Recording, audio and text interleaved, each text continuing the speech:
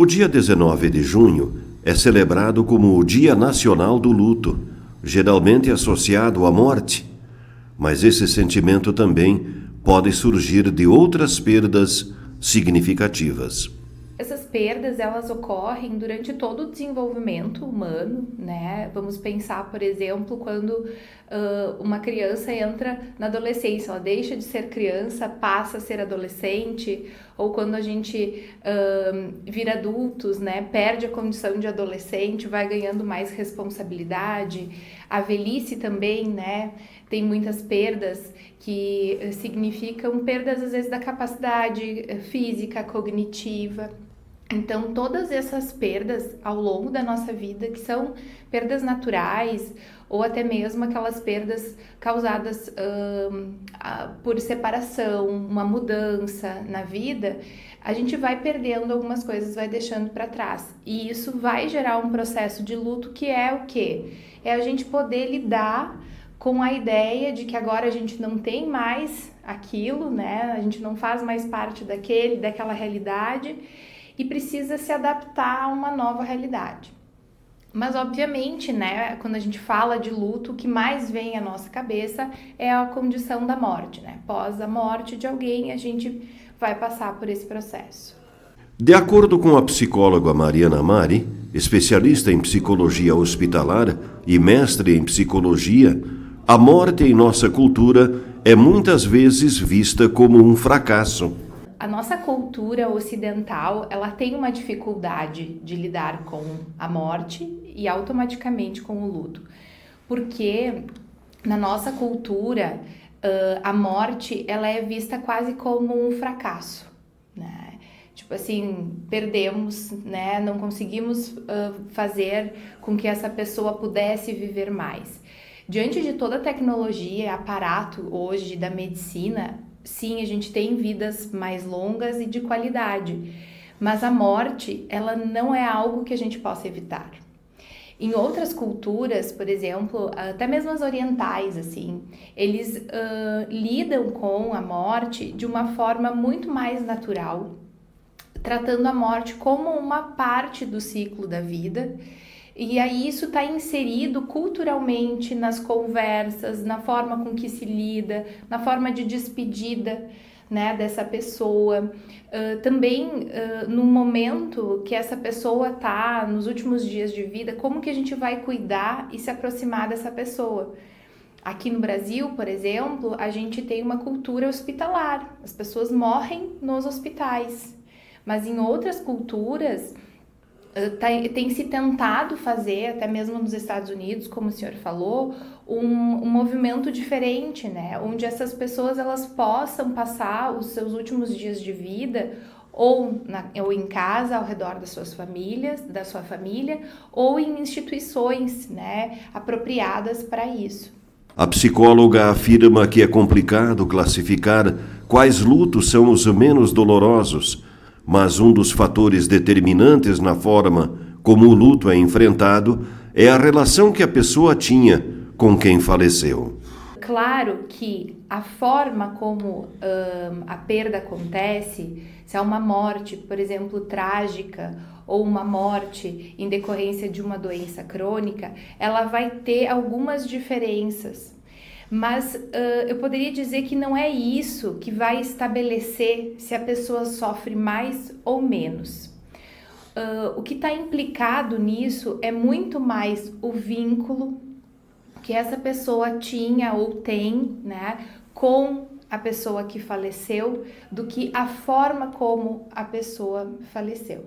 Claro que a gente tem vários, né, cenários ali, mas eu poderia te dizer isso, porque até a gente tem um autor que fala muito sobre o luto, né, o Colin Parkes, ele fala que o luto é o preço do amor. Então, o que significa isso, né? O vínculo que a gente estabelece com a pessoa, o vínculo afetivo, o amor, o cuidado que a gente tem ao longo da vida naquela relação, ele também vai impactar na hora da perda. Embora lutos prolongados ainda sejam comuns, Mari adverte que isso não é saudável. A maioria das pessoas não precisa de tratamento para superar o luto, mas aqueles que já têm dificuldades em lidar com perdas podem precisar de acompanhamento profissional. Tem pessoas, sim, que acabam tendo um luto prolongado, que é o que a gente chama hoje de um luto complicado, né? Essa pessoa, ela não consegue mais investir na sua vida. Ela fica sempre investindo nessa dor e nessa perda.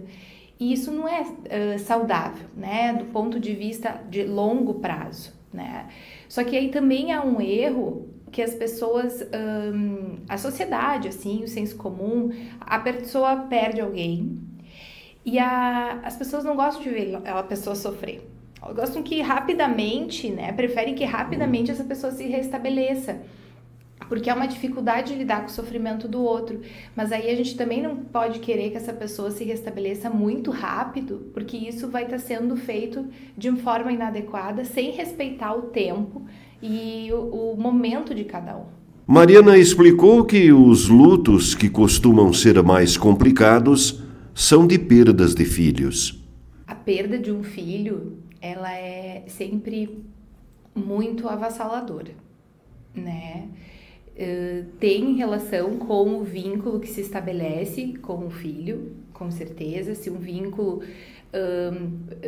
mais forte, né? Se é uma relação, por exemplo, que tem alguns conflitos, isso tudo na hora do luto vem à tona. E esses são aspectos que às vezes fazem com que aquela pessoa não consiga resolver. Por exemplo, eu devia ter feito, mas não fiz. E a pessoa muitas vezes fica remoendo isso, e também é natural.